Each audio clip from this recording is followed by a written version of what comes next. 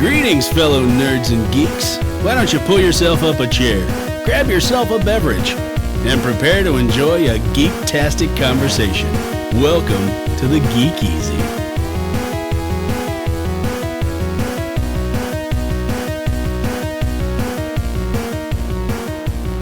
Welcome back to the Geek Easy podcast. This is episode number 75 for November 20th, 2019. I am Pixel Dan. Jonathan Leonard, and if anybody's wondering, those last 20 episodes or so have just been a fever dream. This is the real show right here. Everything's back to the way it was once before. Yeah. No. Welcome back to 2016. We'll just jump back in time. It's just the two of us again. No, actually, this is just Jaren is not joining us for this particular episode, but he will be back next time we record, so no big deal. When I will be gone. Oh, that's funny. So next time it'll be just me and Jaren, and then we'll be back to the three-man team after that. So. That's right. Just in time for Christmas. There we go. Just in time. Exactly. That'll be our gift to the internet. Perfect. All right. Well, we got a few things to discuss today. A couple hot topics, but I think we should go ahead and start things off with hashtag ReleaseTheSnyderCut. What do you think, John? I just started to think I can't remember the last time I was in a hot topic. Like the store and the mall? Yeah. They're nothing but Funko Pops now. That's basically what those stores are. That feels like the logical evolution of that store, honestly. Yeah. That's what they sense. do now. So if you like Funko Pops, you still go to Hot Topic. Pretty much that's it. So we're hashtagging Release the Snyder Cut. Well, that's what people were doing. Like, because all I saw was, hey, Gal Gadot, hashtag Release the Snyder Cut, which seemed like a year too late. Like, everybody else had done this and it was over, and then all of a sudden Ben Affleck jumped on board, and now it just became a thing again. Yeah, I know, because we've definitely talked about this here on the show at one time, right? Oh, for sure. When this came up a long time ago, and it's... I mean, we've given our thoughts on Snyder, and everybody who watches the show regularly knows how we feel about the DC films.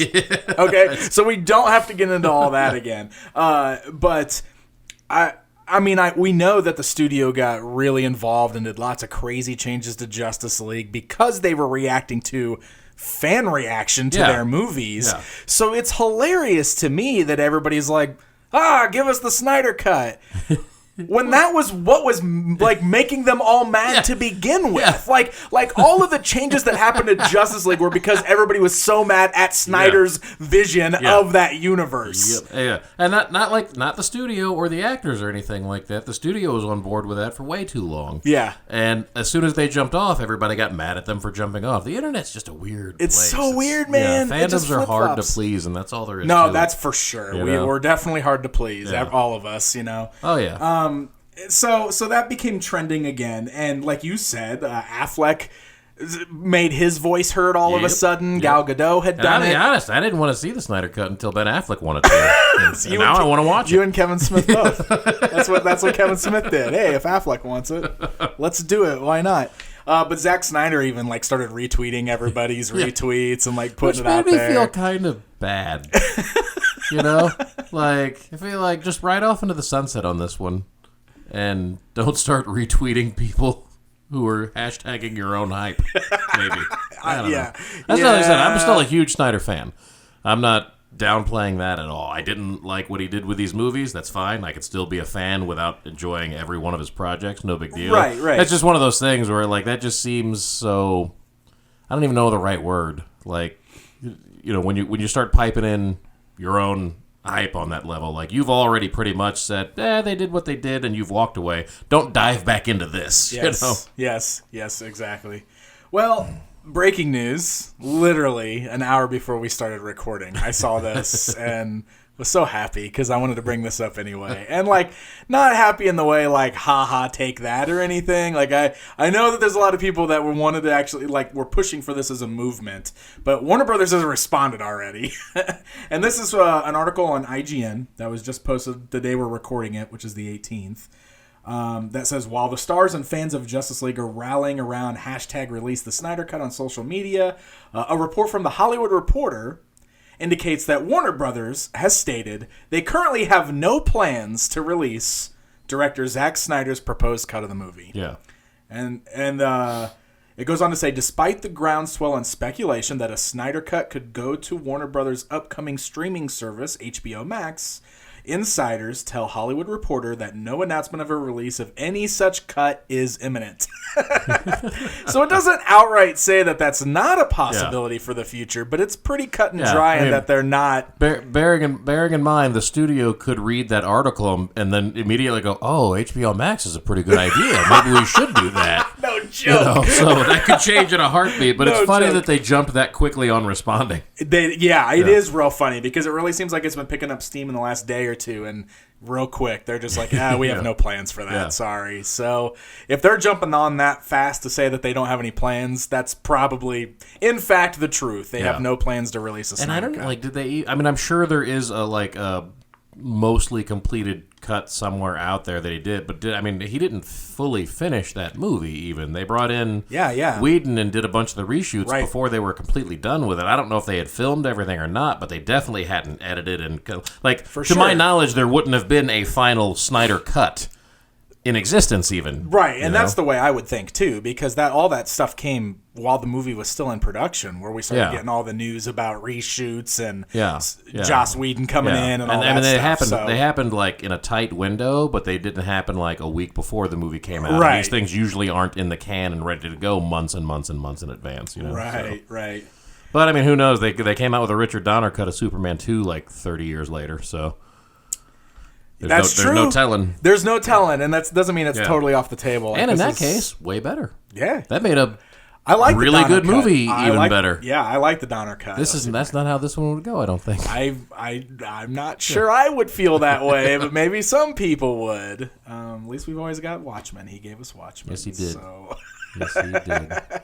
And a bunch of other cool stuff. Yes, absolutely. It's just we wasn't a fan of his vision for the DC movie universe. Will hopefully give us even better, cooler stuff that doesn't have anything to do with DC Comics.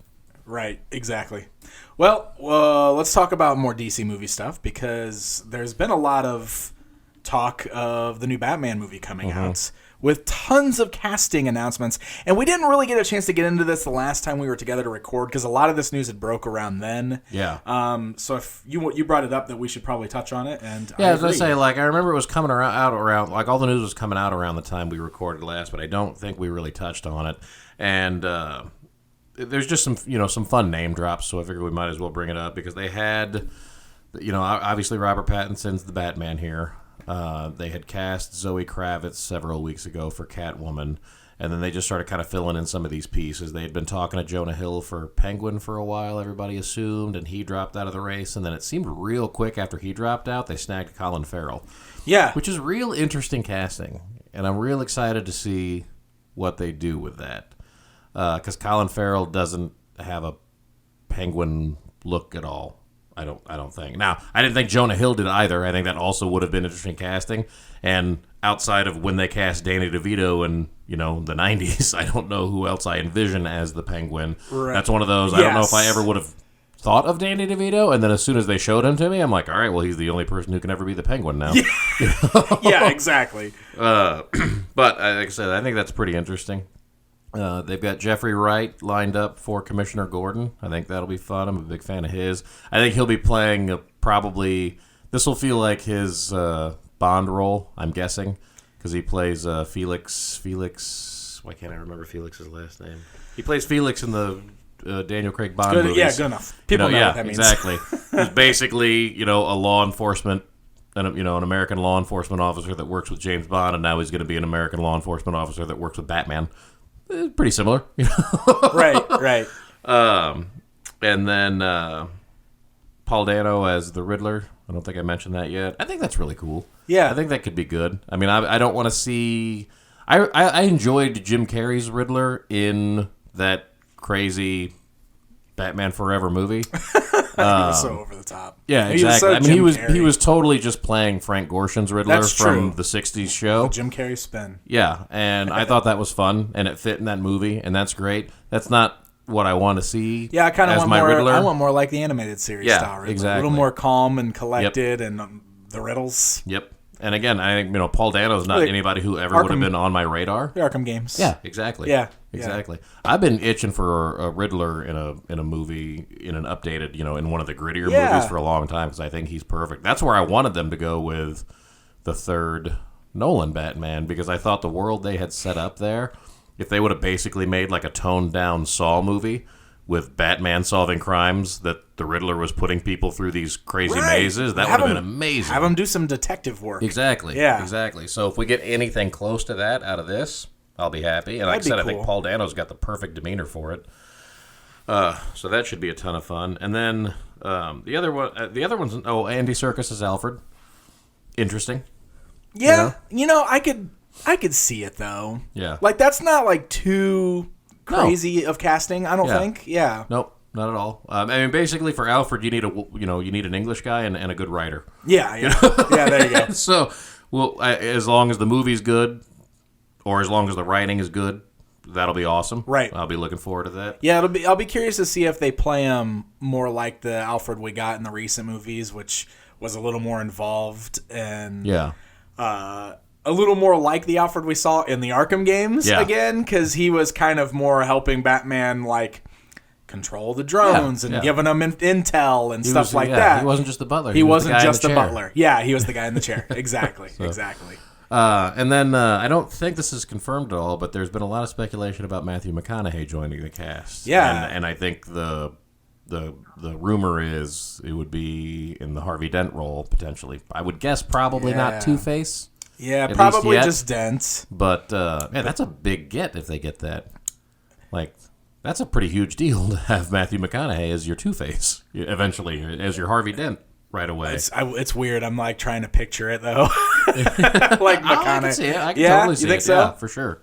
Two-Face is my favorite Bat villain, so I definitely want an awesome Two-Face. I loved the Two-Face that we got in Aaron Eckhart. Yeah, he was awesome. Like I wish we would have seen more of him. Yeah. I wish he wasn't so quick, in and out so fast. Yeah. But I loved how he was Harvey Dent so much more than he was Two-Face. But I love how the story of that, like Joker is the guy that everybody talks about with that movie, but that movie was about Harvey Dent and his downfall. Yeah. And I loved that as a Two-Face fan. So I wish we would have gotten more of that. So I'm all in for seeing one of the more amazing parts about that movie is how well they were able to fit that entire storyline into a little over 2 hours or whatever. Yeah, absolutely. With all that other stuff going on too, and they still made that amazing Harvey Dent. And he looked cool. Yep. He looked awesome in that movie. I was all about it. I loved that Two-Face. So I'm all in for more Two-Face. Do you think they're putting too many characters in this movie? Well, I mean, really. Honestly, if you're not doing Two-Face, if you're just doing Harvey Dent and setting up something for the future, which would make sense. I mean, he's the district attorney; he should be around, right? Yeah. I mean, you got Penguin and Riddler and Catwoman is it's a decent amount, but I mean, Batman Returns worked really well, and that was Penguin and Catwoman and. Christopher Walken. I was about to say, Christopher Walken, who wasn't playing another supervillain, but definitely was one of the main heavies of that movie. So, I mean, he easily could have been, he easily could have been in some sort of like known comic book role, and it would have worked fine. Yeah. And this is basically a similar lineup to that. So, I mean, it all revolves around the writing. We've got movies now that play awesome, that have 25 characters on the poster. That's true. So kind of gone are the days where you look at them and go, man, they're really way bogging themselves down. They're not going to be able to handle it. Even with Dark Knight, I mean, Joker and Two-Face both had such prominent roles in that movie, and we were just saying they were able to tell both of those stories with so much stuff going on and do it well. So if it's written well enough, it'll be fine. Now, makes it harder. Yes, for definitely. sure. I mean, they're putting a lot on their plate. But we've now finally got some evidence that it can work, so I don't have any reason to automatically assume it's not going to. It's just a matter of how it comes out. I'm curious to see how it all goes down. I can't wait till we start seeing stuff from the movie. I'm already curious what the look is going to be, like how we're going to shift. I'm curious to see how they're going to handle Batman after what they now consider to be such a misstep with the DC universe, movie universe. You know what I mean? Yeah. Because they're dragging them away from that now. They've decided that they're probably not doing a full-on extended universe, right? In the Yeah, movies, at least like for they're not right now, doing it a doesn't cinematic seem- universe. It's still real weird. Like they've lost their Superman. They don't seem to be in a hurry to replace him. Yeah. They're doing more Wonder Woman movies and more Aquaman movies, but they don't seem like they're doing anything like that conjoins them at all. Right. That Batman has dropped out. They do have a new Batman already, but this is supposed to be a younger, different Batman that I don't think is going to play in that world at all. Right. They've got Shazam, which I do believe they're planning on making more Shazams. They are also definitely moving forward with Black Adam. That's been another kind of news release over the last few days. Is The Rock I think they've got a release date for it now in 2021, I believe. Oh wow. And The Rock's, been kind of hyping that Yeah. like he's been attached to that character since 2008. That's so crazy. And so he's excited now to finally have like a release date. Finally do anything. And so he put out a tweet basically saying it's going to be a lot of fun. They probably just had to wait for his schedule to lighten up. They're like, "How you make like 6 movies a year? When can you fit us in?" Yeah. But again, that's one right there where like it almost seems like they're building a Shazam universe more than a DC universe. Which is okay. So yeah, which I'm is good totally with that. fine. So it's like they still have all these pieces moving, but they Yeah. don't seem to be doing anything to cajole them. Yeah. Which again, totally fine. Yeah, But I mean, I don't think this one is going to be like. Technically, obviously, Wonder Woman and Aquaman would theoretically be in the same universe, but if they just never mention that again, Right. then it doesn't matter. Right. Shazam is theoretically in that same universe based on within the Shazam movie, they referenced a lot of those characters. I don't know if they showed the specific characters, but they definitely showed like the logos and referenced them in a sense that made you think that was part of that universe. And then Superman does show up at the end, which you don't even see his face, but it is that it's that costume and everything. Yeah. So theoretically, that's another one that exists in the same place. But again, if they never mention that, then it doesn't matter. So there's a lot of things they can do with it, and you just never know with the movie studios, and especially ones who aren't in the middle of a great track record right now, what they're going to decide. But it does not look like they're doing anything to build that extended universe as it is. They've also got Suicide Squad and that Harley Quinn movie. That's right. That they're still working on, which is another one that's kind of like its own little universe, Yeah, So it's like they have like pocket universes coming where it's not necessarily just Aquaman and Wonder Woman and Harley Quinn. Like there's still other movies that will work together, but they'll work together in like pairs and not as a overarching whole from what we can tell right now. They just released that Joker movie that has nothing to do with anything. Yeah, nothing to do with anything. And the first Suicide Squad. I hope they keep that not having anything to do with anything. Yeah. I still haven't seen it, but Yeah. I know I feel that same way. Well, I mean, it came out and they were immediately like even Joaquin Phoenix and slipping on the director's name, Todd Phillips, were saying, this is a one shot, this is all we want to do. And then there was rumors that he was going to meet Robert Pattinson's Batman someday, and they shot that down pretty quick. Yeah. And so there's probably nothing going to happen there. And then they kind of had an idea for a sequel, but they don't really want to do a sequel. And then they were probably going to do a sequel, and now they're probably not going to do a sequel again. But now they might do a sequel. Maybe the thing made like $1 billion. So I'm sure Warner Brothers would love for them to, if they want to do another one, they'll be able to. You just kind of hope that they don't try to build too much off of that. Because like I said, when we did it, well, you weren't here for that. I don't know if you watched it or not. But when Jared and I did our reviews of it, I kind of said like I definitely enjoyed that movie way more than I wanted to, or than I thought I would, I should say. I wanted to enjoy it quite a bit, and I ended up thinking it was pretty interesting and, getting my money's worth out of it at least. But that movie goes right down the tubes if they try to franchise it, I think. I really think that movie only works as it, So we'll see. Yeah, totally. Well, I guess we're going to have a new When's that movie coming out? The new Batman should be next year, I think. Next year? I believe it's late next year. Ooh. I think. So we should probably be seeing stuff like soon. Yeah, sooner than later, yeah. They should be later? filming relatively quick. It might be it's probably an early 2021 release, actually, now that I'm starting to think about time frames. What if we get blue cowl for the bat suit? Yeah, it's 2021 sometime. You think they do that in the movie? Cool. Could be interesting. It would be interesting. Yeah. Because that's always been my favorite look for Batman in the comics, but it's one of those things where I could totally understand. The black looks good. Yeah. And especially in the movie, he's a little more scary as, wearing the black or the black and gray like they did with Affleck. I liked the black and gray. But blue would be pretty cool just to see him do something different. Yeah. I don't know. Maybe. I definitely like the look of that. I liked using that as one of the skins in the Arkham. That's what I always stuff, did. Yeah, every time I unlocked those fancy skins, like the blue suit, I always switched to it in the Arkham games. Always. Just like with the Spider, I do the same thing with Spider-Man, though. I swing around most of the time as the Scarlet Spider. I was about to say, just because I can. Just Scarlet Spider, aren't you? Or the armored Spider-Man, like the silver armor. From that old web of yes, Spider-Man I love that costume. Yeah. Just for no reason. Just like I'll just wear the shiny silver. It was that was a really great skin in this newest PS4 game too, because it was so shiny. It looked great. It was fantastic. Also, the Spider-Man 2099 suit looks real great in that game because it's all shiny. Yep. Yeah, so they're all way better than the actual Spider-Man costume. So in conclusion, what a great Spider-Man game. What a good... If you haven't played that game yet, I've played that game through twice already. Nice. I love it so much. All right, so we also, speaking of movies and all that kind of stuff and changing directions, we can't not talk about the new Sonic the Hedgehog trailer that just came out. The last time the trailer came out, you actually were not here. Me and Jaron just discussed the trailer on the podcast and the total train wreck that thing was, which unanimously the world agreed with because...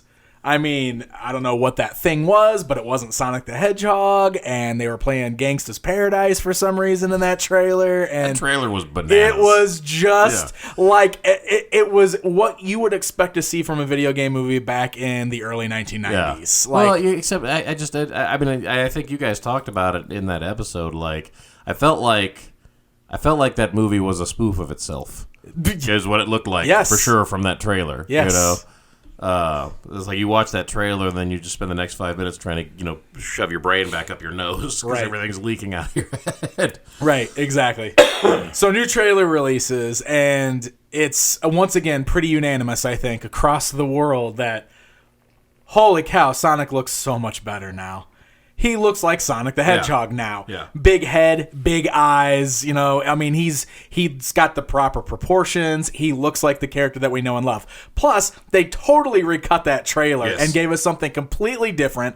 They cut out the Gangsta's Paradise song. They included music from the actual Sonic video games. The whole opening part of the trailer is showing us the Green Hill Zone, which was one of the things Jaron and I complained about, that there was nothing Sonic about that first trailer. So we actually got to see Sonic's world in the beginning of this. And even the entire tone of this trailer felt like it better represented what they were trying to do with this movie. Yeah. The first trailer didn't give us a proper... I don't know. The first trailer was bonkers, like you said. It was just totally insane. Now we kind of have a feel for what's going on here. They showed us Sonic's personality a little bit better in this trailer, I felt like. I don't necessarily think that means that this is just going to be an amazing movie. Yeah.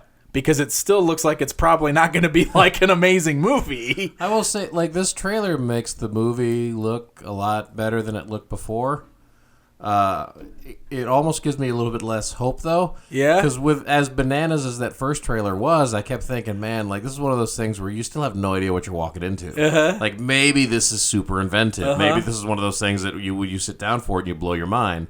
And then this trailer is like, all right, this looks more like what I would have envisioned, and this does look entertaining. I think it looked... I don't know what the consensus on that is. I think it looked pretty entertaining. I'll be willing to sit through that movie and see what it's like. Yeah. However, I have much less hope that it's going to blow my mind now. It seems a lot kind of more cookie cutter, I guess. It definitely feels cookie cutter. This looks a lot better than the worst implications of the first trailer. Right. But a lot worse than my highest hopes from the first trailer. Well, I'm still going to stick by what I said in the first discussion. I don't like it when these movies do that thing where they're like, let's bring the character to the real world and see what happens. I think that is so overplayed. It's so lazy. It's just, I think that is the dumbest thing, and I'm so tired of these movies doing that. It's like a road trip movie or something, which I'm like, I just don't understand. But I like road trip movies. I mean, yeah, I guess. And then we got Jim Carrey just going full 90s Jim Carrey in this movie, which on one hand, that's fun because we haven't seen Jim Carrey go full Jim Carrey in a while. But on the other hand, like, it's super weird how they're doing that thing where he, like, progresses into the Dr. Robotnik that we know from the games. I don't know. So I'm going to stand by all that stuff. What I do want to commend them for, specifically the studio and everybody, but specifically the people who had to do all of these edits get so much credit for this. I feel like this was one of those times where listening to the fan base was the right move, because this enacted some positive change on this, and everybody seems really happy now. Now that everybody's happy with the way he looks, I hope everybody goes to see this movie. Yeah. Even if you end up not liking it, I feel like we all kind of owe the studio for like listening to us and making these changes, because I mean, I think about like all the animators who probably had to work so much overtime, who don't get paid enough as it is to do the stuff that they do, had to make all these changes. And I read today, looking at the numbers right now, reanimating Sonic for the movie was a $35 million cost. So the budget went from $90 million to $125 million for this movie.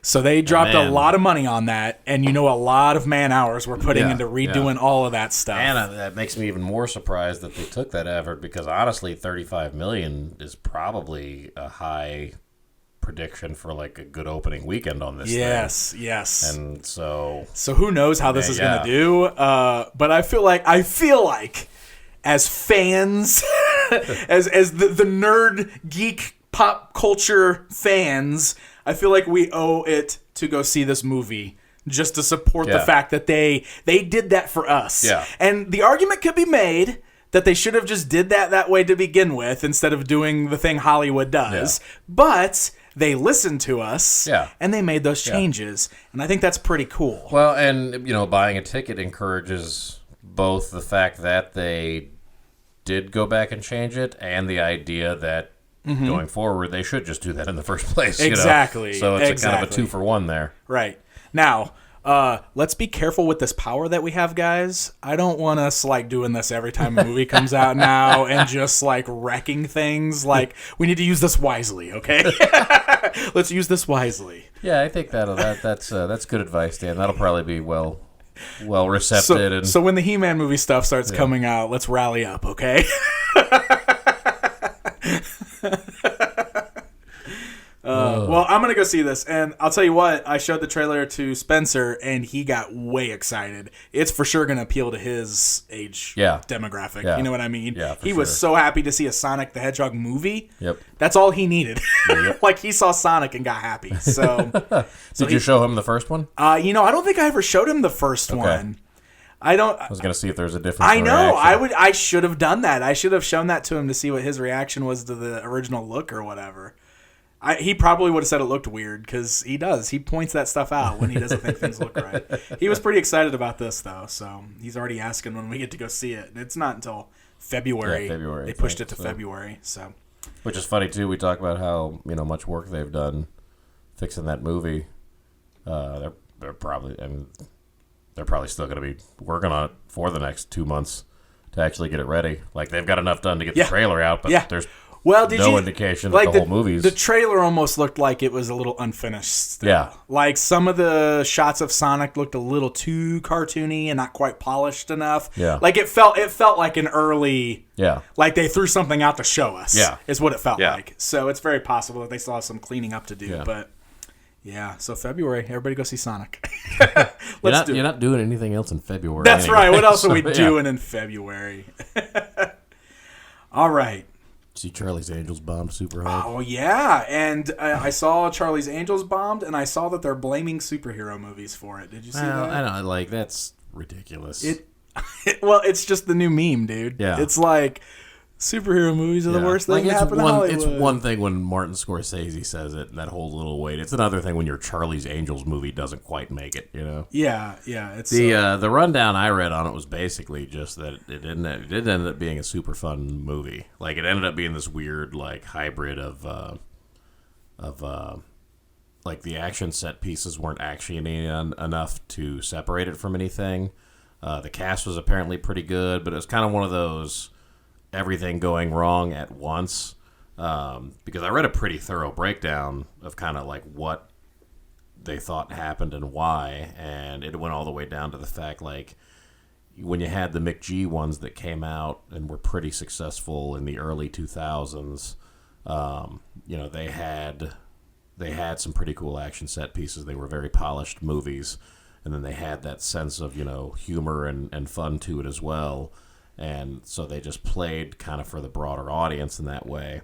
And this one apparently was, I think they said it was pretty well done or written on the character or dialogue side, I want to say, but the action fell real short.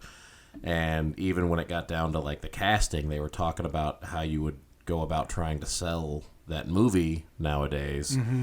And even the people they picked for it, they said Elizabeth Banks, who wrote and directed it, and, and stars in it also, apparently by far had the most Twitter followers of anyone on the account. So they were saying in the analysis, you would think if you were going to cast this movie nowadays, one of the things you'd want to really move on for the audience you're trying to target is a big social media push. Yeah. But Kristen Stewart isn't that active on social media. The other two, I think the girl that was also in Aladdin, I think had the second most of the Twitter followers, but even hers was several million shy of Elizabeth Banks. It's so wow. It wasn't they put a decent amount of money into marketing, but they didn't do anything special with it. They didn't have a lot of social media buzz because the people involved with it just aren't that big on social media. So there just wasn't a lot of the right type of hype going in. And then the movie itself turned out to be fine, but lackluster. And when you bring it all together, just nobody ended up caring, I felt like that movie didn't have a lot of advertising to it. I always forgot that there was another Charlie's Angels movie coming out. I saw a lot of ads pop up for it and stuff on when you're just clicking around the internet. That seemed to be one of the things on the side quite a bit.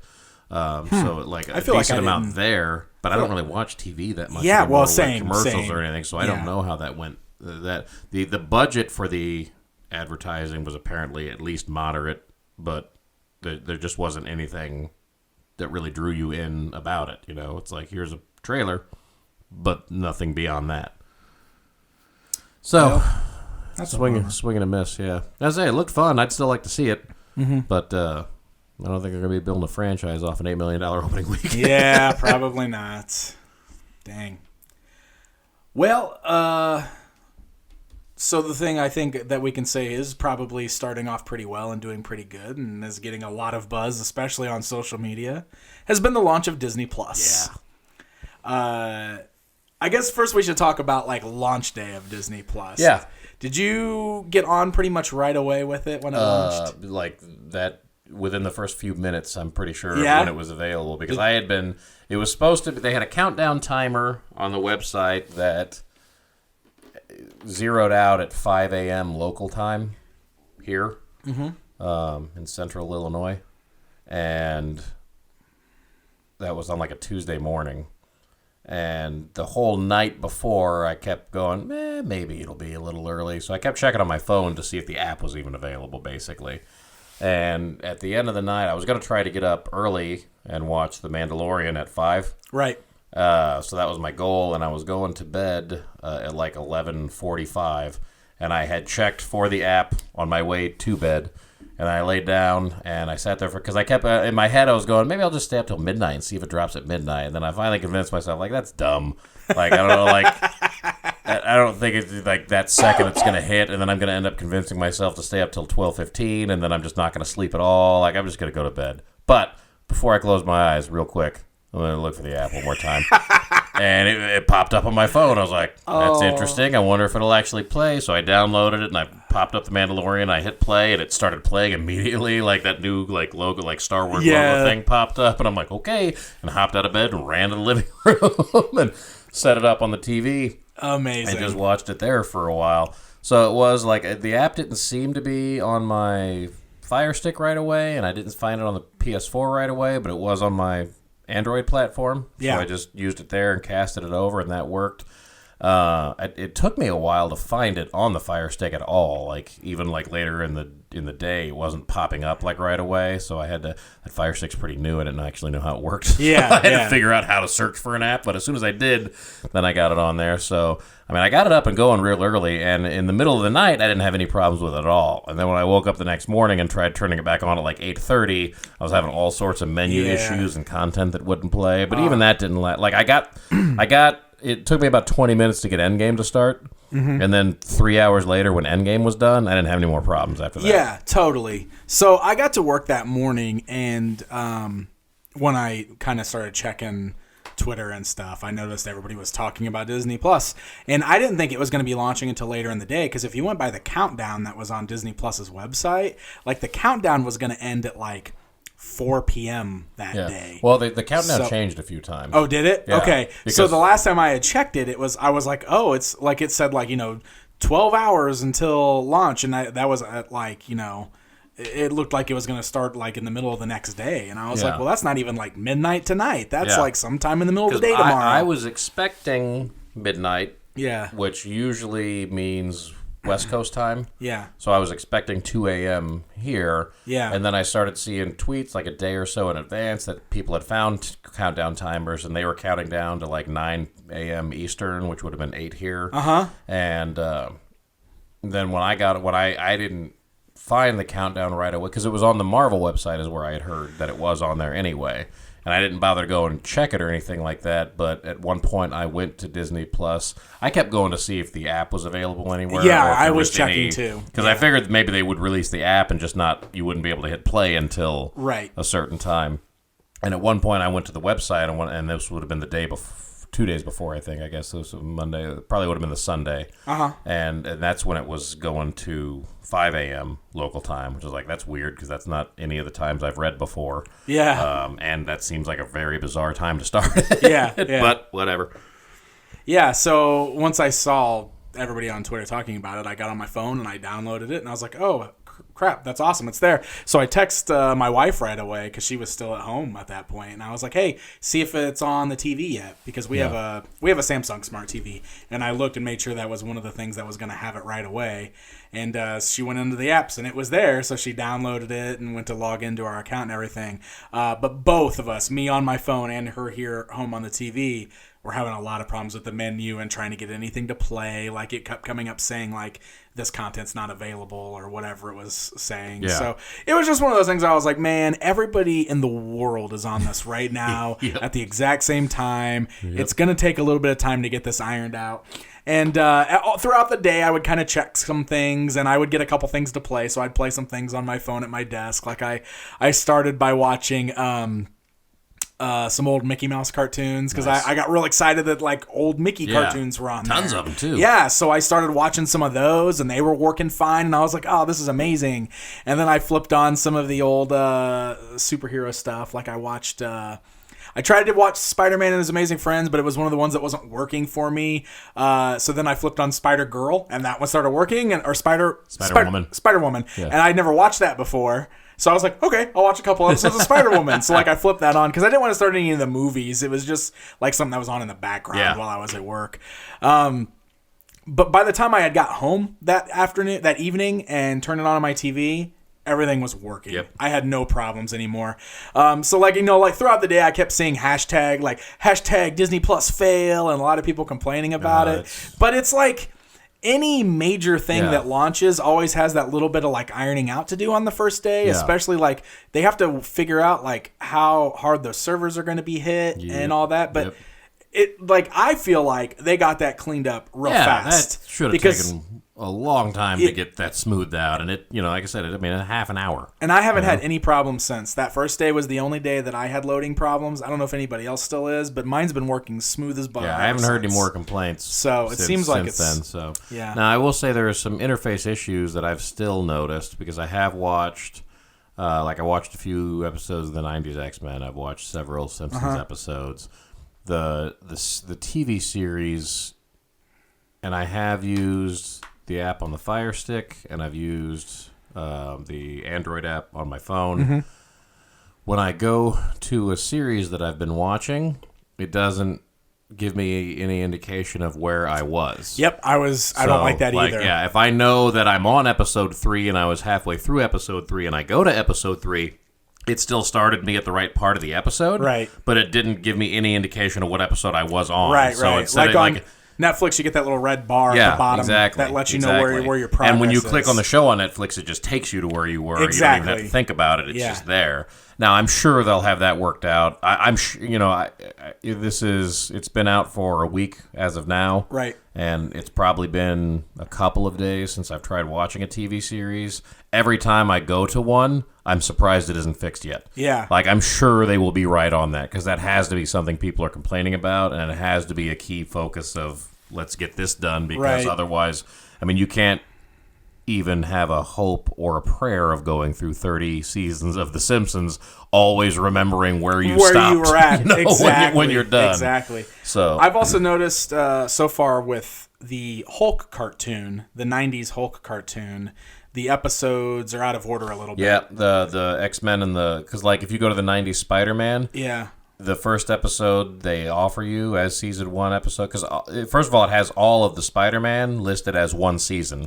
It's just like 70 Hulk. episodes Same or with whatever, Hulk. yeah. Yep. And the first episode they try to play is like part 2 of a 2-parter from like season 4. It's the same thing with the Hulk cartoon. Like, we turned it on, and Spencer wanted to watch it real bad. He got so excited, and I was like, okay. And then I was like, well, wait, why does it say season 1, episode 1 is title of episode part 2 of 3? Yeah. That doesn't make any sense. Like, surely they've messed something up.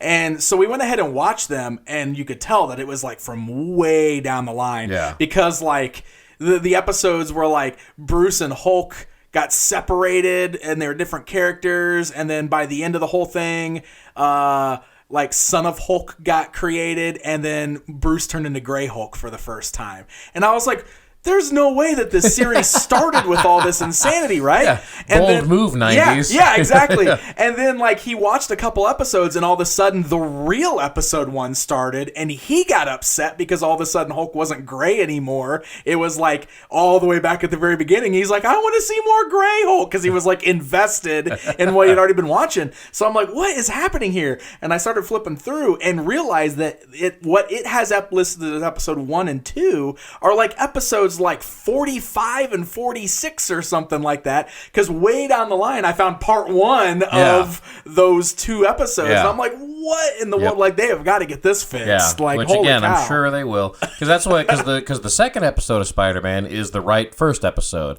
and I didn't dig super deep into the menu to see like how big of a problem that is. If it, like, I didn't know if it was just one that's out of place and everything else is fine. I have since read some stuff about some of the X-Men episodes being way out of order, which part of that is probably also due to, because you remember when those shows, like the release schedules for those shows weren't always the same as the production order, right? Which is always really weird. But that's just back then. People they didn't care. Yes. They were just like, it's a cartoon, put it on, and so you'd get weird stuff like that. Because I remember even as a kid watching stuff sometimes being like, this doesn't make any sense. Why is this happening? Yeah. And so when they're just mass loading all these episodes onto this thing, I mean, I don't think they have a guy sitting there watching every episode to make sure it all makes sense fluently. Well, they should. It wouldn't be inconceivable for them to have somebody doing the legwork on that by any means, but it's also not inconceivable that they don't. Right. So you hope that they'll just take the fan complaints as it comes in. I can guarantee you, that, like I said, that thing was around. It opened here pretty close to midnight on launch day. Mm-hmm. I would bet you by 8 a.m. somebody from the internet had sent them an email going, here's the correct order of all the episodes, fix it. Yeah. So I got to assume they're working on all that stuff, and it'll all work itself out sooner than later. Yeah. And again, every time I talk to anybody about it, I put that disclaimer on there. I wouldn't be surprised if I went home right now and turned it on and everything was fixed. So I don't know if it's going to take them a couple. Yeah, I don't know if it's going to take them a few days or a few months or what it's going to take, but I'm sure they will put the effort in. I mean, they've put so much effort into flagshipping this thing. They're not going to let a ton of stuff like that go. Yeah, I need to go check. Same with the aspect ratio on the Simpsons episodes. Apparently, has been an issue. Oh, I haven't watched any Simpsons yet. Yeah, well, the way they, and I'll butcher it if I try to put the actual explanation to it, But basically, the format that the older episodes were shot in, that was all like 4x3 basically, has been presented differently over time. And I guess the ones they've used are ones that have been stretched out to fit modern screens, but stretched out in a way to where you're losing a lot of the sides. Ooh. And with a show like that, apparently you are losing some jokes on the sides or the top or bottom of your screen or whatever. No. Like there are some visuals that get screwed up when they do stuff like that. Now, again, they got cuts of those shows. They threw everything onto the system. I would assume they have access to better things. Yeah. I mean, they might not. It's possible. Right. They don't anymore. Sometimes that stuff gets lost. But I would assume that they've got access to whatever they need. Somebody will get put on, hey, somebody Your fix job's the Simpsons. to fix Simpsons. Yeah. Yeah, totally. But that's been an area of complaint I've seen, too. I don't know that I'll ever notice one way or the other when I pop them back on. Right. Because I like that show, and I don't know if I'm going to actually sit down and try to go through all 30 seasons, because I probably made it through, I'm going to guess, around 8 as a first-run show, and then never really picked it back up. Yeah. But even then, when I put it on, it's not simply pure background stuff, but I'm also not sitting there on the couch glued to every second of it. You know what I mean? Mm-hmm. Totally. I look over when something sounds funny. I'll probably never notice it all. But there are some people out there who are pretty upset by that. Oh, I can imagine. What have you watched so far? I just watched Return of the Jedi before I came here. Nice. Yep. I haven't gone into any of the Star Wars yet, but yeah. we're going to do that pretty soon. Like I said, I got a few episodes of the old X-Men, a few episodes of the 90s Spider-Man. I did watch a couple of Spider-Man and His Amazing Friends the other day. I've watched some Simpsons. I watched the first episode of that Jeff Goldblum show. Oh, yeah, I need to watch that. Apparently is just Jeff Goldblum's version of the Adam Ruins Everything show that Adam Conover does on True TV. Nice. Which is fun. Yeah, that is fun. Yeah, I think the Adam Conover show will be one that I ultimately end up liking more, because Adam Conover puts so much thought, research into setup, talks to experts or whatever, and this one kind of just seems to be like Jeff Goldblum feels like talking about shoes for 25 minutes. However, he's Jeff Goldblum. He's super engaging and charming and fun to watch. Yeah, and it still has some interesting facts, so I think that'll be a fun show. Yeah. As much as I dig Adam Ruins Everything, I'm kind of excited that that's what this one looks like it is. Oh, cool. I need to go watch that still. Yep. I watched Lady and the Tramp with my youngest, the original. The original. Yeah, I wanted to watch the original first. We haven't watched the movie yet, but I know we're going to. Yep, and we're going to watch the live-action one at some point coming up soon here. That's just kind of one of those funny timing things, because completely unprompted, like we've got one of those big books that has, it's that thick, and it's got 40 different Disney stories in it, and a lot of them are, 20-page versions of the movies or whatever. Like, completely unprompted out of nowhere, about a week before that service debuted, she started really wanting to read the Lady and the Tramp story in that book. Yeah. And so we read it like 8 times that week, and then Disney Plus debuted, so I was like, turn on Lady and the Tramp for her. Nice. Yeah. And so the timing just sort of worked out there. We watched 3 Men and a Baby. Awesome. Yeah, my wife I haven't and seen that did. movie so long. Yeah, that was a lot of fun. So I've just kind of been hitting the hodgepodge mixes of everything. I made sure to watch a little bit of all 5 categories that first day. We've watched some of that Tangled series, the TV series. Cool. Yeah, cool. So there's just so much fun stuff on that service. Yeah, there's a lot. I want to watch the new DuckTales series still, because it's on there. Yeah, I want to get into the old ones real bad. Yeah, well, we've had Chip 'n Dale's Rescue Rangers on quite a bit in the house, because Spencer's gotten really into that, and he keeps wanting to watch it. So that's awesome. I watched Tron, the original Tron movie, the other day just on a whim. I was like just scrolling through, and I was like, I'll watch Tron, and I love it. I've always loved that movie, and it's always fun rewatching that one. I'm probably going to watch Legacy now that I've watched that, just because I feel like I'm on that Tron kick. And that animated series is on there, which I never really got a chance to watch. Yeah. So I'm going to watch a bunch of Tron stuff, because I think that's awesome. Black Hole's on my list. I'm definitely going to watch Black Hole here soon. I've watched both episodes of The Imagineering Story, which is a Disney Plus exclusive. It's about the Imagineering process and the theme parks and everything. Oh, cool. And so I really have enjoyed that. I think it's fantastic. It's a docuseries. And so, like, episode 1 is about, like, the creation of Disneyland. and then they talk about like a few of the big attractions that were built after Disneyland was open, and then episode 2 deals with immediately after Walt's death and how the company moved on after that, and then talking about like the building of Epcot and all that kind of stuff. So if you're a fan of that sort of stuff and the Disney parks, that's highly recommended. The footage that they have on that is mind-blowing. Like, they had this amazing, clear, beautiful footage of Disneyland from 1955 that I'm just like, awesome. I have never seen this kind of footage of the park on opening day and like and just all throughout the 50s and stuff. It's really amazing even for that aspect, like the historical aspect of it. So that sounds awesome. Yeah, I've really enjoyed that. So I've watched that quite a bit. And I've watched both of those, and they're doing the same thing with that. I think it's a new episode every Friday. Oh, cool! I don't know how many there's going to be, but they've done 2. I'm going to start diving into those. I didn't even realize I didn't know what that was. Yeah, like I've seen it on the menu probably, but I kind of glossed over it. Pretty cool stuff. And then of course the Mandalorian. Yep. So we should talk about the Mandalorian. Oh, for sure.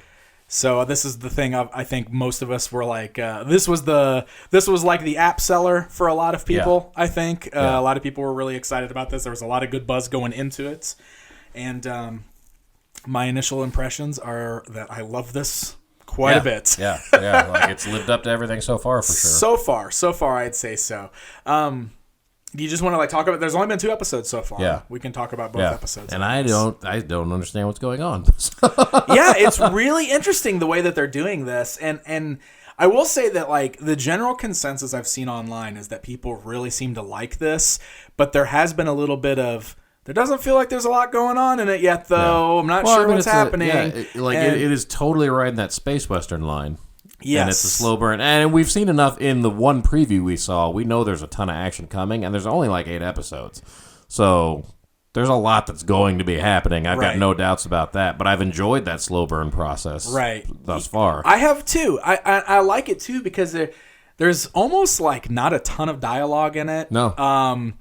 The thing that I'm so impressed with, and the thing obviously that I think I love the most, and I think a lot of people feel the same way, is just the overall look and feel of this show. Like, it feels like Star Wars. It looks like Star Wars. And the production is unbelievable on it. Like, it looks like we're watching a movie. Yep. That's how good it is, which totally understand why it's such a high budget. I said the aliens look great. They don't look overdone like a lot of the prequel stuff did, or anything like that. Everything kind of, but it also doesn't look. It doesn't look like the old ones necessarily either, like the originals, right? Which it was still my preferred way, but like they don't look puppety, but they don't look super CG either. Like they're right in that kind of hybrid. They're definitely using some like a lot of the puppets though, and I like that. I like that we got a lot of puppets. That's the kind of like I want the practical effects. Me too. But they seem like they're touched up a little bit beyond that. You know what I mean? That's the perfect thing. Like do it the right way, and then make it look a little prettier. Yeah. Don't just cartoon everything. So I've seen it get a little criticism for. The overuse of some of the nostalgic stuff. Do you feel that way with it? Not really. Like we've seen like there's been a lot of callbacks that just kind of make you like, oh, this is a Star Wars movie kind of callbacks. Like we've seen like the salacious crumb creatures. We saw the little eyeball thing that poked out of the door to scan. The same thing from Jabba's palace. Why wouldn't you see that stuff? And that's kind of my argument with the whole thing. Like I've seen. That's really the only criticism I've seen. And to be fair, I don't even know if that's really like an angry criticism thing. It's just one of those things I've seen. Like if anybody's going to say anything about it, they're saying, well, I don't know, it does kind of feel like they're beating me over the head a little too much with the remember this, but I kind of like remembering that. You know what I mean? Like that's kind of the way the way it is. Like I said, like it's what Star Wars is always been, you get snapshots of a larger galaxy. So if you're going to do expanded universe stuff, like there wasn't only one salacious crumb monkey creature. Yeah. Like he was from a race of things, so there's no reason you would expand the universe and not ever see one again or whatever. Right. That's the same thing, and we kind of talked about like the carbonite technology. I think we brought that up on the last show because you were like, well, how come they're just freezing people in carbonite now. And I was like, well, why wouldn't they just be like, once they figured out that worked, why wouldn't they keep doing that? You know? I guess that's what I still have to run with, because that does still feel a little funny to me. That was like, they had never used that on people before Han got frozen. Yeah. So I guess they're just this works now, so this is what we'll do. After that, you know? Because he had like a whole bunch of frozen bounties in his ship. What did you think about that first guy that he was like his bounty? He was because he was like that bluish alien who talked a lot, and he was kind of silly. And I saw somebody on social media somewhere describe him as feeling more like a Star Trek The Next Generation alien rather than a Star Wars alien, and I can totally feel that. Yep. But that's what that's what extending the universe is going to do. Yeah. The reason some of those characters felt like that on Star Trek is because you got so many you didn't get a ton of characters in Star Wars. You got a lot of people sitting around in the background, like alien-wise. That's true. You know? That's true. You got what they look like. You didn't get personality or stories or anything like that. Like, once these aliens all start popping out of the background and talking, you're going to get something that feels a little more Star Trek-y on that level. Mm-hmm.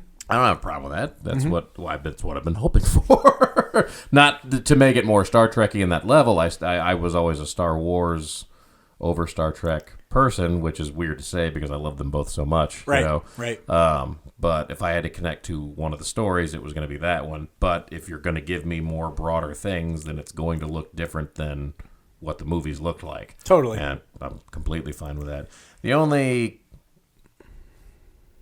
half complaint or whatever you would want to call it, the thing you were just talking about where it's like, oh, they're kind of beating me over the head, but still cool. Yeah. Remember that? The only sideways complaint I would have on that level was like in the trailer, I remember seeing a guy that looked a lot like Bill Burr.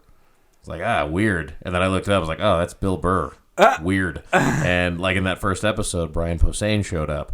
Which, on the one hand, awesome, because I'm sure these guys are really excited to be doing Star Wars stuff. Yeah. On the other hand, like a taxi driver. It kind of dragged, that's one thing Star Wars has never really done for me at any point, is kind of pull me out of the movie when a famous person just shows up. Or, more specifically, I don't associate in my mind stand-up comedians with the Star Wars universe. Yeah. So when I see stand-up comedians just start popping out of the woodwork, it kind of snaps me out of what I'm looking at for a second. And in a world where those guys can be in the show and you can just make them not look like those guys, kind of wish they would make them not look like those guys. However, that's a real soft complaint. Okay. You know, that's not something I'm mad about. That's just kind of one of those things where I go, ugh. And I'm sure once it happens 2 or 3 times, it'll just start happening. I mean, it'll just be fine. But what about that time B. Arthur was a bartender in the Star Wars Holiday Special? Isn't that the same thing? B. Arthur wasn't a stand-up comedian. I don't know. She might have been, actually. I don't know. I know she was a Golden Girl. I don't know that much else about her career. Speaking of the Star Wars Holiday Special, they totally mentioned Life Day in that first episode of this, which for the first time ever officially makes Life Day canon. Yeah. Now that's canonical. Didn't catch that. That's amazing. Yep, they mentioned. I think it was that guy, that bounty specifically or whatever, talking about wanting to be home for Life Day or something like that. So they brought it up in that, which is the first time it's ever been brought up in anything canon. Hilarious. So that's now awesome. Life Day is a real thing. Yeah. And that means, that's been a serious show thus far, but they're also clearly having fun with it. Mm-hmm. And that's awesome. Absolutely. So, absolutely. Man, Nick, I knew Nick Nolte was in the show. Yeah. He's an Ugnaught. Yeah. And obviously wouldn't have recognized him, but man, the second he talked, you knew who that was. Yeah, absolutely. He's been a fun little character too, because he's shown up for both episodes so far. But he's already been he's kind of like one of the big meme guys already, because you don't know how many times I've seen "I have spoken" at the end of statements on the internet now. That's the thing. So I love that. That's great. Has that showed up more than McClunky? McClunky. Oh my goodness. McClunky. That was only like a day long, I feel like. Like everybody got flipped out about McClunky being added to A New Hope. Blamed Disney at first until they found out that George Lucas was the culprit. And then everybody just went, "Oh, George. Here we go again." So weird, man. Did you see that interview that J.J. Abrams, I think I might have even told you about it. Like, they were talking to him about Episode 9, and he was talking about sitting down with George Lucas for a couple hours and just talking Star Wars and about how awesome that was. And he said something along the lines of like, yeah, you get some good information and some good ideas from him, and some other stuff come up. Man, George loves his midichlorians.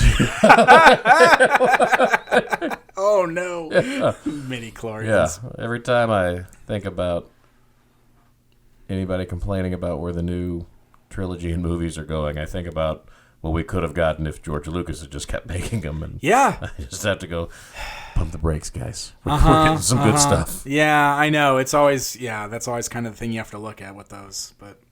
I mean, we know how everybody felt about the prequels mostly, right? And we would have just had a lot more of that kind of stuff. Mm-hmm. So what? I mean, where do you think the show's going? Any inclinations? I don't know. Spoiler territory. Yeah, we're gonna go into spoilers, and for sure, right now, let's really get into those spoilers because I really like the idea that like the Empire's underground. Like this takes place after Return of the Jedi. Yeah. And they make that very clear at the very beginning of the first episode because they talk about the guy's trying to pay somebody with Imperial credits and he's like, those aren't good anymore. Yeah. The Empire's fallen. I don't take Imperial credits. Yeah. I thought that was real fun stuff. Yeah. And then the people who hire our Mandalorian to hunt a bounty is like what's left of the Empire who is like underground. Yep. And like I love that like we've got our original trilogy stormtroopers, but like they've seen some battle. They don't have nice, clean, shiny armor because they don't have big fancy space stations anymore. Yeah. They're like, driven underground. So the Empire is, or what's left of the Empire is trying to do something. They want whatever this bounty this package is real bad for some reason. I also am real impressed that our Mandalorian doesn't have a name yet, and that he hasn't shown his face yet. Yep.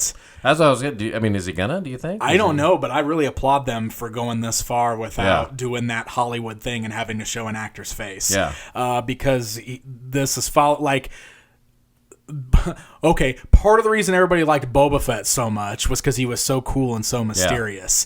And part of the reason Jango Fett didn't work as much is because he was just some dude in that helmet and, like, he wasn't as cool. Yeah. We barely saw him wear that helmet in that movie. You know what I mean? So I like that they're trying to capture... He just got cut off. And then his head just got cut off. So he could never wear the helmet. I like that they're trying to do, like, really capture the coolness of the Mandalorian look. Yeah. And I by like making him like this mysterious character. Yeah, and there seems to be a lot of lore around. Now you catch me up on the Mandalorian lore as is, because once we learned in the prequels that all of the stormtroopers were cloned from Boba Fett's dad. Yeah. Like what is a Mandalorian? Okay, so here, let me just read So this would essentially be like someone from Jango Fett's race. But not necessarily family. Thing. Like I am not certain that Boba himself was a Mandalorian, or that Jango was necessarily a Mandalorian, but that he wore Mandalorian armor. Oh, okay. And then Boba Fett inherited his dad's armor and kept wearing it. At least I think that's like what I originally had understood. So I don't know if things have been changed. The Mandalorians did show up in the Star Wars Clone Wars cartoon. Okay. But they didn't look like this. Like the armor was slightly different. They didn't quite have the same looks. But we've seen other Mandalorians throughout the different franchises now, or the different cartoons. Were they out of their masks at all on that, or were they all armored? like the one I can most recently think about is Sabine from Star Wars Rebels, which is another cartoon that takes place before the original trilogy starts. So it's between the prequel trilogy and the original trilogy. Okay. And one of the rebels that's helping out in that little group, Sabine, she's a Mandalorian, but she has her helmet off a lot in that cartoon. Like, she's got a helmet, but she takes it off a lot. So the description here says, Mandalorians are a fictional race of people from the planet Mandalore in the Star Wars franchise. They were first conceptualized as a group of white armored super commandos. The idea developed into a single bounty hunter, Boba Fett. So that's like the original creation. So let me see if I can find... Here we go. In the expanded universe... when did they ever reference it? I know the term Mandalorian has been around for a long, long time. Yeah. The assumption was Boba Fett was one before the prequels, even, right? Yeah, well, I mean, I know they've always talked about him having the Mandalorian armor, and he always had the Bantha skull on him, which was kind of like a Mandalorian insignia of some point, of some sort. Okay. That I know.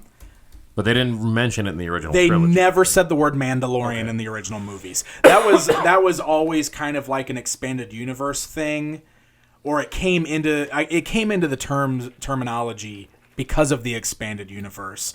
But I think it was always like in one of those original envisions of George Lucas that fleshed out in the expanded universe and in the books and everything.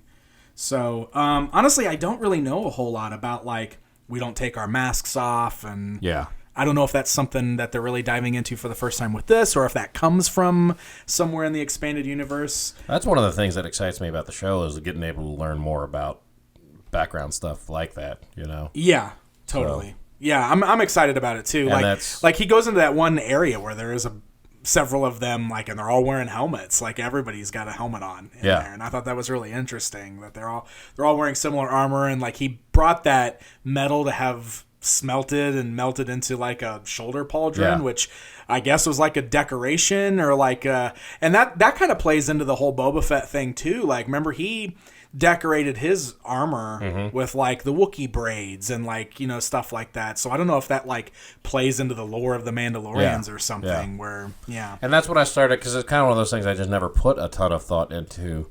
But the way that was presented, I was like, all right, like, is it a race? Is it a tribe? It is a race. You know, and it's the planet's called Mandalore, apparently. Okay. Well, Mandalore is the adoptive home planet of the Mandalorian people. Okay.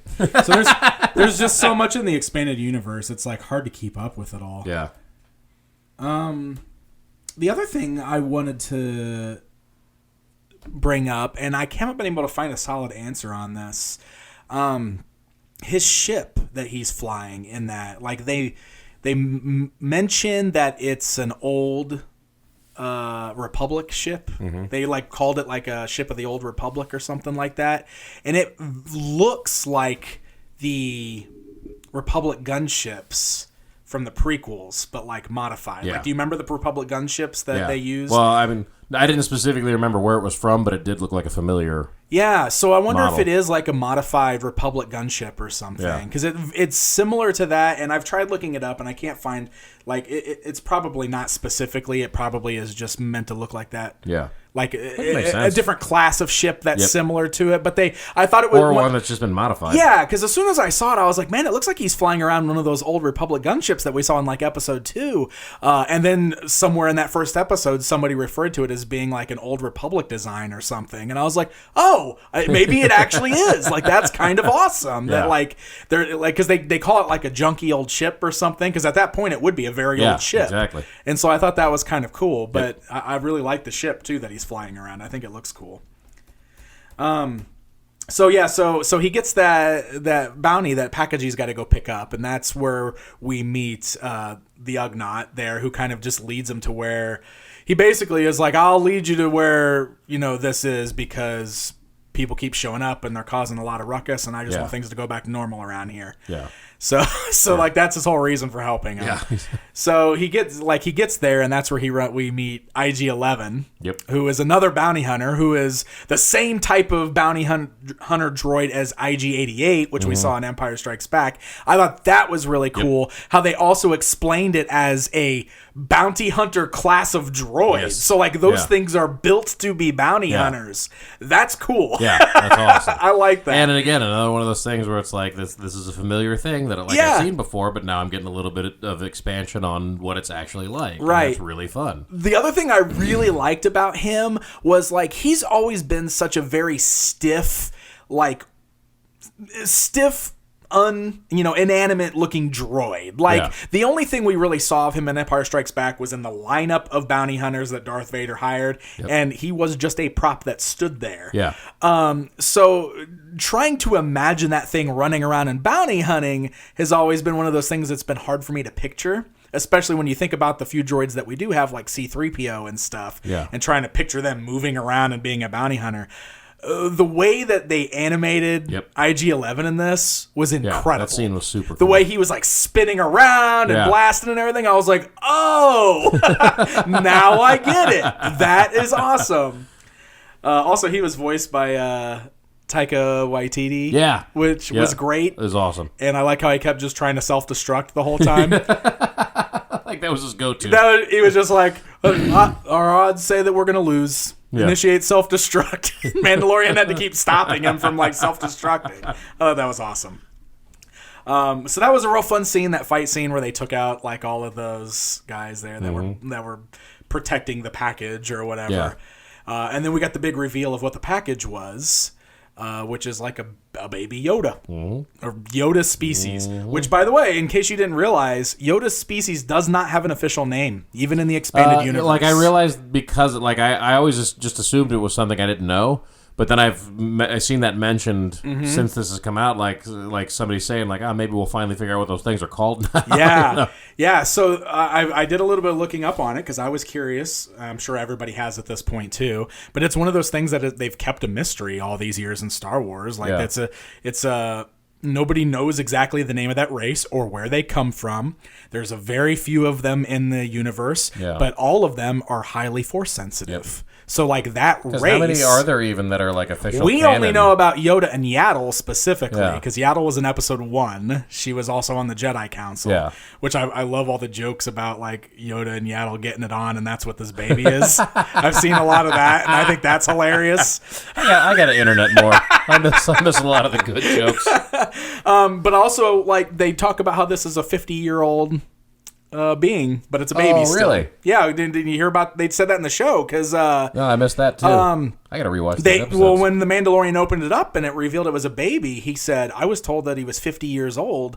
And IG-11 says, "Well, not all species age the same." Oh, you know, and And remember, Yoda was 900 in exactly. Empire Strikes Back. Exactly. So, or Return of the Jedi. There's been a couple things you've already. I really got to rewatch Episode 1 because it was totally 1 in the morning when I watched it. Yeah.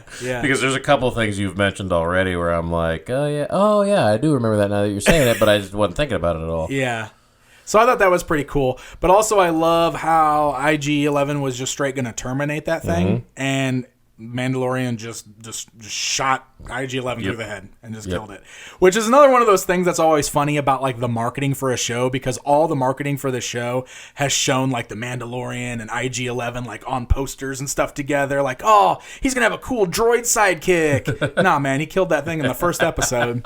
So in its first scene. Yeah. So I guess that's probably the end of that. Yeah. I thought it was one of those, like, you knew for sure that the baby Yoda was not about to get obliterated at all, but the way they kind of they shot it with him, aiming the thing and the droid not caring because the bounty was live or dead, so this was easy or whatever, and they kind of cut away where you can't see and you just hear the blaster go off, and there's that moment pause, and then the droid just falls over, with a big hole in its head. Yeah, that was well done. I thought so too. Yeah. I thought so too.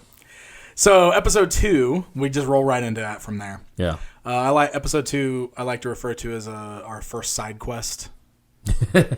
Because we totally get sidetracked right away from like he's got to. Let's say he's trying to not get sidetracked, but he tries to get to his ship to take this bounty back to where it's supposed to go, and his ship has been ransacked by Jawas, which is awesome. I was so happy to see all the Jawas there and how they were just like dee running away when they saw him and everything. I was like, yes, and then he just started blasting the hell out of them. It was amazing. Because when him and the Ugnaught find him, and he's like, they don't really seem to like you very much. He's like, well, I did kind of explode a few of them. He did. He was like vaporizing them, and then I love he chased down the sandcrawler and is like climbing up the side and grabbing him out of windows and throwing him off the side. Oh my god, it was amazing. And then they still got him. He got up to the top, and they just all blasted him at the same time and knocked him off.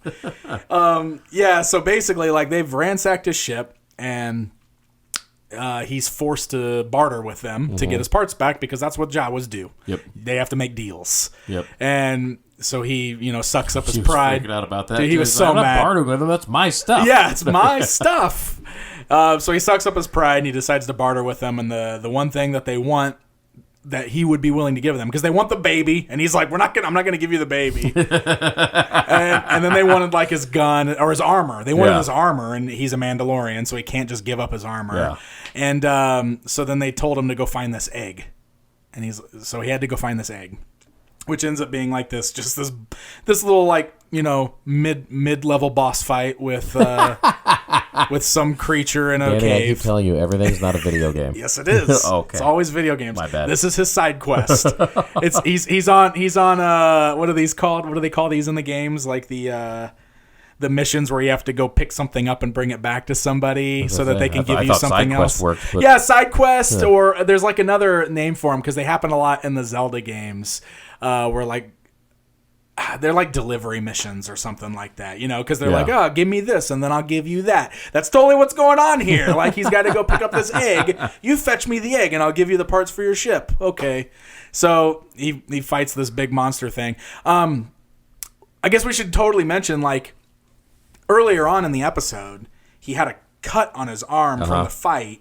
And as he was tending to it, little baby Yoda thing kept hopping out of its little carrier and coming over trying to do something to the cut, and he just kept picking it up and putting it back in the little thing. So like they were starting to tease a little something there that there might be a little more to this baby, than we think, which I think everybody suspected immediately upon seeing it anyway. It's a Yoda baby. It's a Yoda baby. No one expects it to just be a baby. So once he's fighting with this giant beast who's just whooping his ass, Yoda baby pops up and uses the Force on it and helps him win the fight. Yep. Just lifts that thing up and uses all his strength and then passes out immediately, which is hilarious. Like, just passes out. And he's the only one that sees it do it, which I think is very important. Like, he sees it and he kind of freaks out, but he keeps it to himself. Yeah. He comes back with that egg that he's supposed to fetch, and the Jawas just eat the juice from the inside of it, which was gross.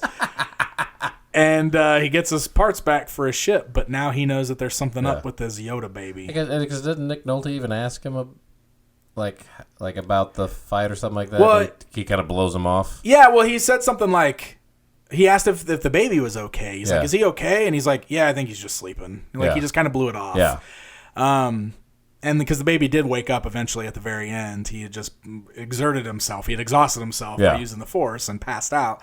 And that's basically where the episode kind of ends. Like, now we've got this mystery of, the baby's got super strong Force powers. Yep. So, what do you think about that? Like, we knew that this was going to be an expanded universe story finally, which is something we've been clamoring for. No Skywalkers in it, and we thought no Jedis, but they introduced a Force user right away in this. How do you feel about that? I'm fine with the introduction part. I'm very curious as to where they're kind of going with it, because obviously, if the Empire's looking for this thing, or whatever the Empire calls itself now, because I think we're a ways off from the First Order. This is all like remnant stuff, but I don't know. But do you think there's a plan in motion? Like, there's got to be something. It makes me feel like it's very possible that this could be setting up for something we're going to see in Last Jedi. That's what I was thinking. Like, I wonder if this somehow ties into... Is Palpatine around? Exactly. Does Palpatine know that there's a Jedi out there and we need to hunt this Jedi down? Or is this how they bring him back? Yeah. And when you see stuff like this, too, like... It's one of those things. How does the show ends with them just gutting that little That's Yoda? What I mean. Like you see this happen, and you're like, oh, this thing's adorable. Oh, this can't end well for this little guy, can it? Because this Jedi's not around in those movies that we know of. I mean, yeah. That we know of. Yodas have a tendency to just sort of hide off on swamp planets. That's true. Nobody's gone looking for this thing. So. Yeah, that's true. Yeah. That's true. Well, I've really enjoyed what I've watched so far. Yeah, for sure. I'm certainly intrigued, and I want to know where this is going to go. So, and there's a lot of, there's going to be big reveals that still come up. You know it's going to end on something. You don't know that it'll be cool, but they're shooting for cool. So you keep your fingers crossed. Right. There's cast members we haven't seen yet. There's a lot of story to flesh out. Totally. Gina Carano hasn't even shown up yet. Yeah. I know she's one of the main characters, or so we think. Yeah, we thought the same. I thought the same thing about IG-11. Yeah, exactly. So we don't know. But it's kind of also. I really don't. I don't know. I don't have a frame of reference for a lot of these shows yet, and I've kind of brought that up about the Marvel shows. I don't know if they're looking at these as things that will lead to future seasons? Like, are they hoping that The Mandalorian goes 10 seasons? Or are they intending this to be 8 episodes and done? I have no idea. Yeah, so I really don't that's a know good where we're point. going with stuff like that. Because Yeah. a lot of these shows, I mean, when you're looking at a normal television show that is hoping to, expand and last as long as it can, you never get a lot of answers to anything, because if they tie up all the loose strings, then there's nowhere to go with the next season. Right. So I still don't even know if this is an episodic series on that level or if it's just supposed to be a mini series. Yes. So I don't even know how to predict what kind of answers we're going to get. But I do feel the same way as you do. I feel like they're aiming for some sort of tie-in, and that's just based on the release schedule. And I think it was Jaron who pointed that out when we went over the release schedule, because it's every Friday until the week that episode 9 comes out. And that week, there's a Wednesday episode, Yes. and then the season finale or series finale or whatever it is the following Friday, Yes. like 10 days later after episode 9's been out for a little while. Now, maybe that's just so they don't have an episode debuting on the same day their movie is debuting, so that nobody has the excuse to just stay home and not watch Star Wars. They can go out and spend money on Star Wars. Maybe, but seems a lot more likely that from a release standpoint, there's a story aspect to it, kind of Yeah. like what they did with Agents of S.H.I.E.L.D. Yeah, the first yeah. few seasons, Yep, where they'd yep. have those big, like the summer movie, the May movie would hit, and then the rest of the season would be turned on its ears reacting to that. So that's kind of what I'm hoping for, because that stuff's really neat to me, and I think there's a lot of cool stuff they can do with it. However, I'm gonna as long as the whole show's good, I'm gonna try not to get my hopes up too high. Yeah. Because I don't know what their plans are with stuff like that Exactly. yet, and so I don't want to put too much pressure on the show having to tie into everything else to be good, and then be bummed out if it doesn't. I just want it to be a good show. Totally. So if I get everything, great. If I get just a good show, cool. Yeah, absolutely. Hopefully it stays good all the way through too, because Yeah. it's been real fun so Yeah. far, and I am kind of ready for it to pick up just a little bit though. Like, it was a fun little side Yeah. quest episode, Yeah. but now I'm Well, let's start answering some questions. I like the slow burn, but if you're only going to have 8 episodes, the Yeah. action's going to pick up pretty soon here, Yeah. and I got to assume that's coming along real quick. Yeah, Again, it's we got saw to. so much action in the trailers. Right. There's going to be some cool stuff, happening pretty soon here. Also, remember this is a Jon Favreau show. Yes. And he's done nothing but pretty good so far. I did not see The Lion King, but I haven't either. his Marvel stuff was great. Mm-hmm. The other work he's done for Disney has been top notch, and that's why they put him on this. And these first 2 episodes have been very engaging, and so I've got no reason not to be hopeful for everything that's coming soon. I got to make sure Jaren catches up on these, because I want to make sure we discuss these. Like, we'll have 2 episodes to discuss every time we record Yeah. a podcast Yep. until this Through is the done. end of the year, So yeah. I want to make sure we keep on this, because I'm having a lot of fun with this show. Yeah. It's the most Star Wars feeling thing since the originals, I feel like. Yeah, it might be. So, I don't know, like, episode 7 was chock full of Star Wars. No, stuff. you're totally Yeah. right. Episode 7 was Yeah. very, very much like that. Yeah. And just to clear this up, since I brought it up, I looked it up real quick. Boba Fett himself is not technically a Mandalorian. Okay. But it's because he's a clone of Yeah. Jango Fett, and he was not raised on Mandalore. Okay. So that's But why Jango is a Mandalorian. But then. Jango is a Mandalorian. So that's why Boba falls outside of that. He wasn't actually brought up with it or raised around it or anything like that. So he wears Mandalorian armor, but he's not a Mandalorian. If we're getting technical, I guess.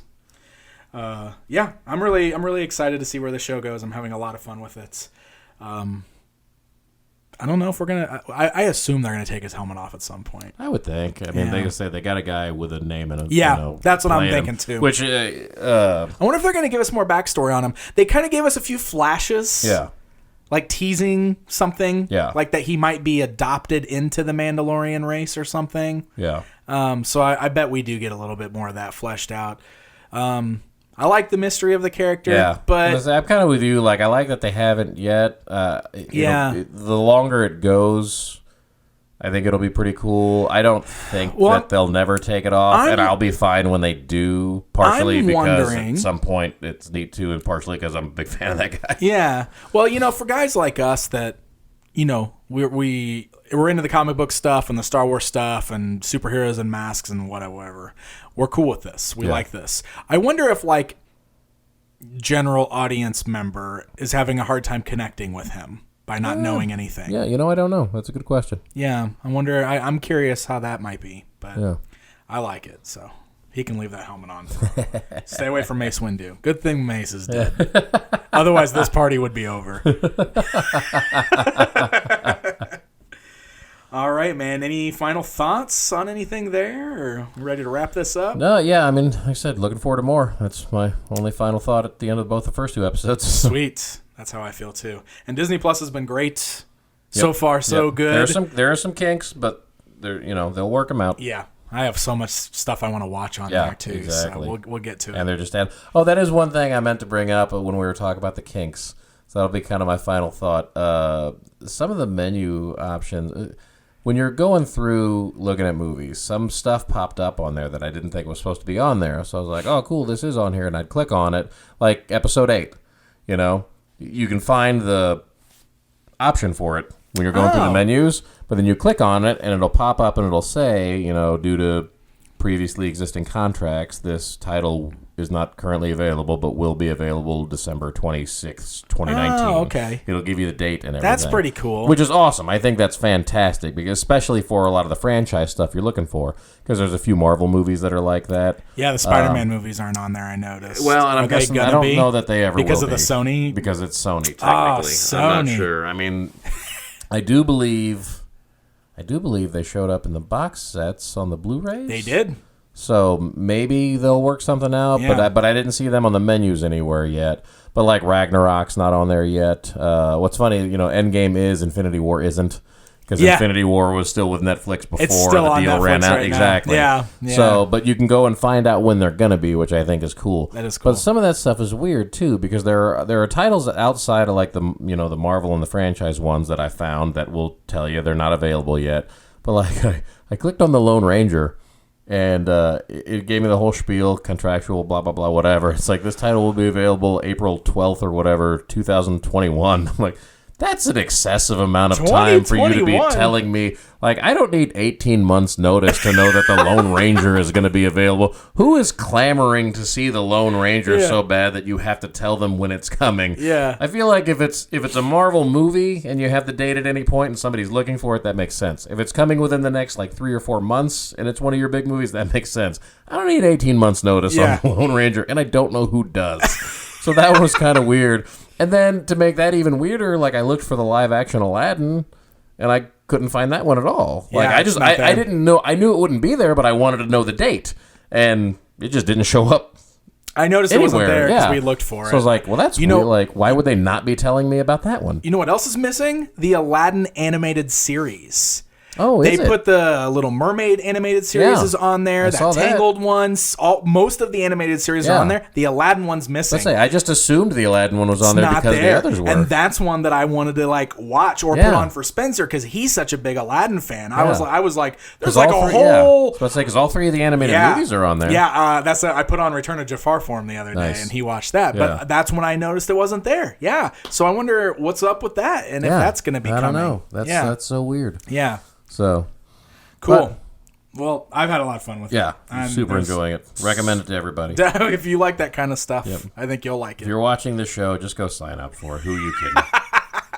Hey, I found out if you have Verizon Wireless, you get the first year free. Oh, I saw something about that. Yeah, which is funny because I think you have to be on their unlimited plan or whatever. Yes, which I am. Is it for existing customers or for existing? It's for existing customers. Awesome. Because I now need to figure out how to get in on that because I've already bought my Disney Plus thing. Yeah. But I think there's something I can do to I don't know. I'm gonna figure it out. Get credit for it or whatever. Yeah. But so that's the thing. If you haven't done it yet and you have Verizon, you might want to look into that.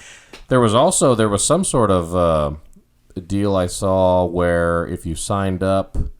It was basically if you already were a Hulu subscriber or if you signed up for both at the same time, you could get the first year at $6 off per month or whatever. So you only ended up paying $1 for Disney Plus, but like Hulu was already only $6, so it's basically like whatever that deal was. If you do them both at the same time, you're getting one of them for free. Yeah, basically. And I know there's also a package where you get Disney Plus Hulu plus the ESPN app for a discounted rate. So there's lots of packages and ways and reasons to sign up. So make sure you do. It's like the cheapest of the streaming services. And tell them now. the Geek Easy sent you. Hey, do that enough, and maybe something good will come of it. I don't know. All right, guys. Well, on that note, we want to thank you guys for joining us for another episode of the show. If you guys are watching the video version on YouTube, hey, go ahead and hit that subscribe button. Leave a comment down below. I don't think we have to worry about this video being marked as for kids, but you know. Yeah. We'll still be around. You said the A word earlier, so we should be good. Okay, we're good. Oh, is that how that works? Okay, that's how that works. Subscribe, leave a comment, guys. We'd appreciate it here on YouTube. If you guys are listening to the audio version, we should be on any of your preferred podcasting platforms, such as iTunes, Stitcher, Google Play, Spotify, and the Podbean app. So you can follow us, leave us a review, rate us, subscribe, all that good stuff, to make sure you stay up to date with the show, and head on over to Facebook and like the Geek Easy Podcast Facebook page.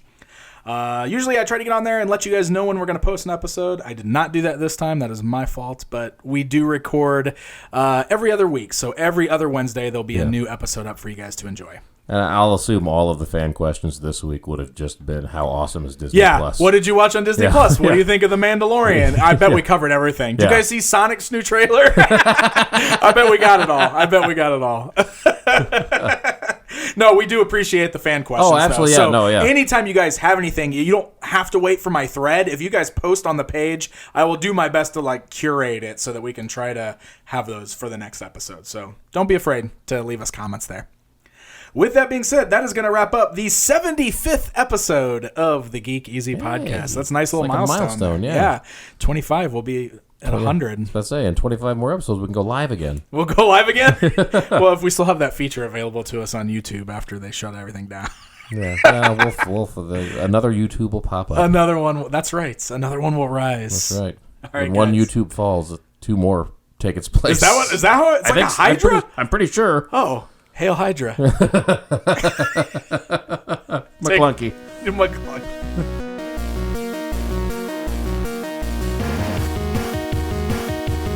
The Geek Easy Podcast is a production of PixelDan.com. Musical tracks used in the intro and outro are used with full permission of the respective owners or creators. Intro and outro narrations are provided by me, Brian T. Stevenson. PixelDan.com's The Geek Easy Podcast is provided for entertainment purposes only. The views expressed are those solely of the hosts or guests and do not necessarily represent those of PixelDan.com or any other party. Be sure to join us next time for another installment of The Geek Easy Podcast.